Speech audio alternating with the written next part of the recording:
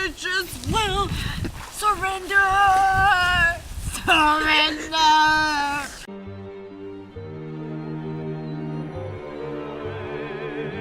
My grandfather tried to told me stories all the time about him and his war, and well, this book just really related to me. The depressions that Orwell describes him going through, the hardships he had to face, it really made me think about all the horrible things my grandfather had to go through. And this was just a really good book, like for young people would be very good to read because it really gets the word out about war and how hard these men actually work for us.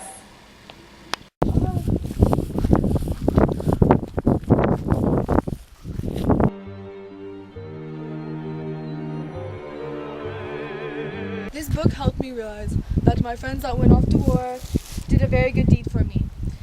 It gave me almost this human nature of manliness. George Orwell, he changed from, he was at first, worked for the POUM, and he fought for them, and then being in the war made him think about wanting to become a fascist, which he couldn't end up doing because he wanted freedom, and most of the fascists didn't have freedom, and since he wanted that, he had to stay with the POUM, even though it wasn't his wish to do so.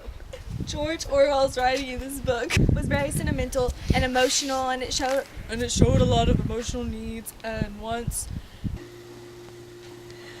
That's the last water. I saved it for you. Thanks. For 5 weeks we've had no bread, no wheat, no grains. This has been our health for 4 months, 6 weeks, and 3 days.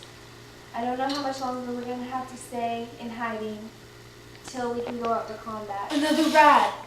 We need to get out of here. We need to get out of here. Come on, let's go.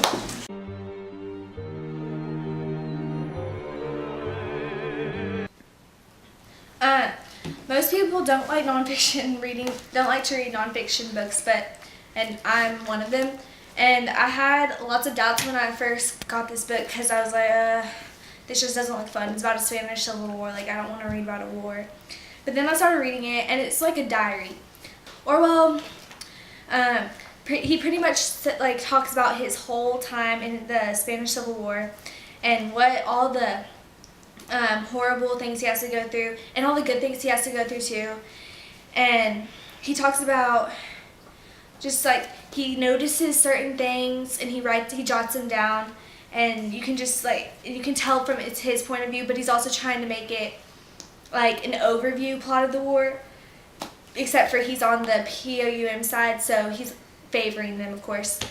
But this book is just like, it made me realize how harsh wars are, and I think that's one of the reasons why he wrote it, was to just explain to people like the reality of it. He meets this Italian guy, but they can't like speak the same language.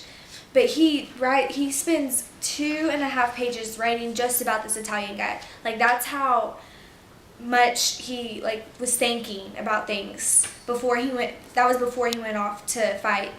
The POUM is a militia that consists of kids that range from age. The youngest is age 10, I think it was, and the oldest is just it goes up to at least their 40s, and they have no good weapons, and they just let untrained people go and fight in this war, and there's just there's no rankings, there's no titlings, there's no commanders and officers or anything. They just go out and fight, and usually they put the younger kids up in the front and they give them the better guns, and because they have a better chance they think that they're younger so they'll be stronger, when in reality the older guys are wiser, they know how to aim, but they also want to give the kids more protection, so they'll give the kids the better guns. Orwell talks about everything.